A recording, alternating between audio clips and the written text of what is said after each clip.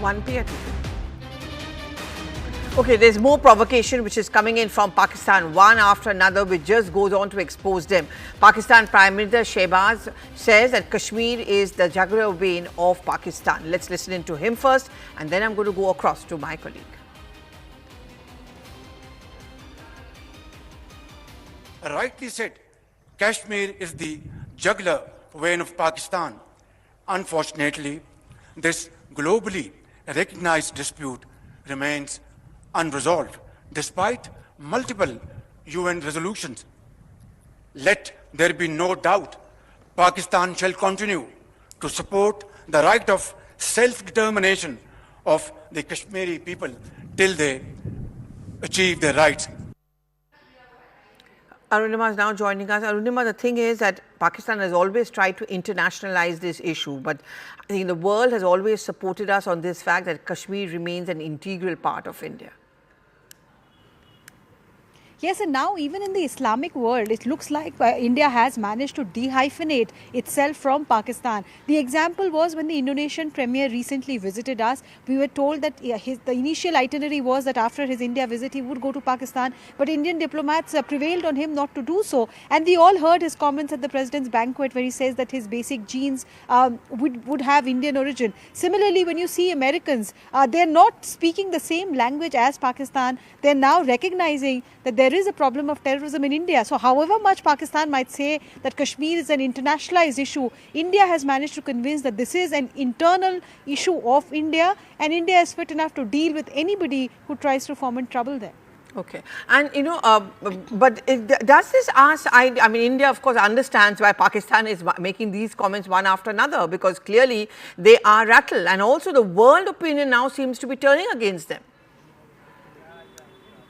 Absolutely. I mean, you see, in the South Asian neighborhood also, the Nepalese ambassador spoke to our colleague Siddhant and said that we understand where India is coming from and we stand by it.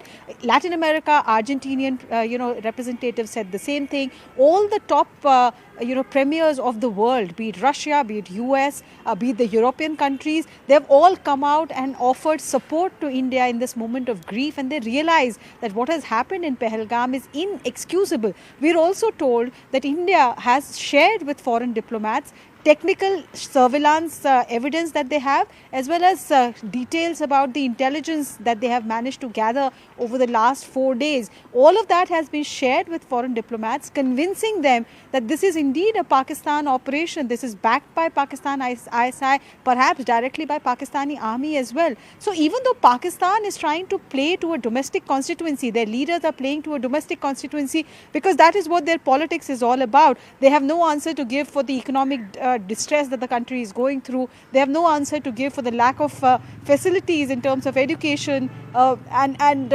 health and other benefits. So the only thing that they can keep offering, keep serving and again is the Kashmir story. And this reaction that we are now playing out is no different. Okay, yes, absolutely. Thank you very much, Arunima, for getting us all those perspectives. But there have been multiple voices on this. Let's listen into all. The last hour. Anything can happen between the bells. But what happens during the last hour is what matters the most. The biggest market swings. A close-up look at what's driving them. And how the investors are reacting.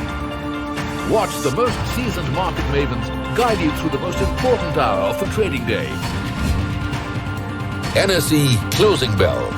At these times, only on CNBC TV 18 and CNBCTV18.com.